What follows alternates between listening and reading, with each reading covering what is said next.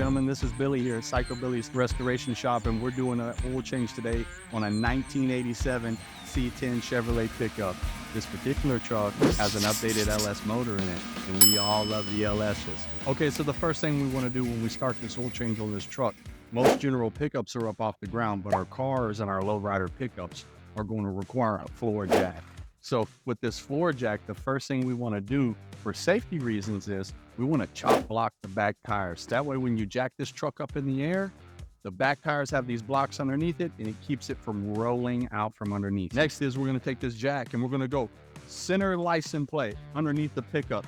You want to get on something metal here. You don't want to jack on anything that's going to be light because you're jacking up something that's several thousand pounds. So center of the motor, dead underneath. You got a cross member, put it on the cross member. So with today's application on this LS 5.3, you've got an oil filter and you've got an oil bolt for the oil pan.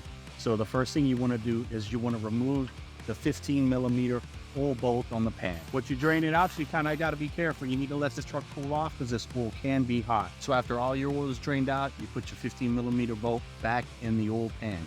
When you're putting this on, you want to hand tighten it. Then you want to use a wrench and just snug it. Do not over tighten. You want to take your specialty tools and you want to remove the filter, okay? This blue thing is your oil filter. I've got a set of clamps right here. Easy to get them off on the LS motor.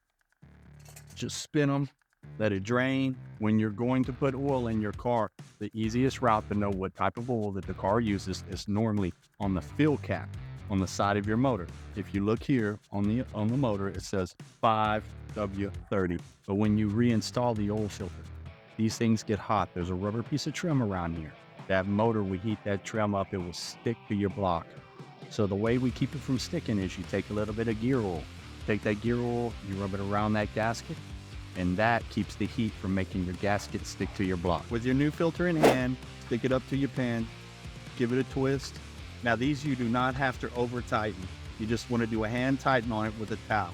You get it finger tight, you take your towel, and you give it a couple of good twists. Once everything's underneath is buttoned up, your bolt is tightened, your oil filter is in place, you can let down your jack, okay?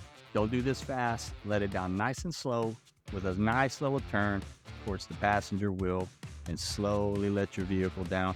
That way you're not to break nothing, to tear anything up.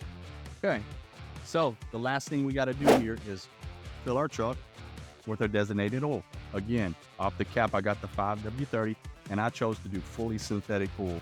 You can do different types of oil. Read in your owner's manual to see what your car would take. Go over here to the cap, twist and remove the cap. Here's your filter. In this particular motor, it takes 6 quarts of oil. This big thing has 5 quarts. I've got an extra one there for 1.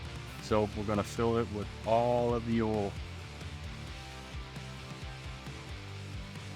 Nice gold oil.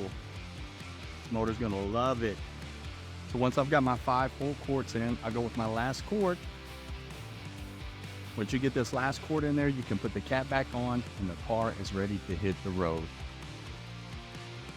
So once you get the desired amount into the vehicle, the first thing you want to do is every car is going to have a dipstick. The dipstick is usually got a yellow label on it that says engine oil. You want to check the amounts on it. Make sure you're in operating ranges. The first time you pull it out, you clean it off. You go back in, you pull the stick back out, you've got your little holes there, and I'm all the way up to where I need to be, nice clean oil, so I know I've got enough to run the motor. Once that's done, I'm going to remove, apply the cap back onto the motor, and boys and girls, this thing is ready to hit the road. Everybody have a good day.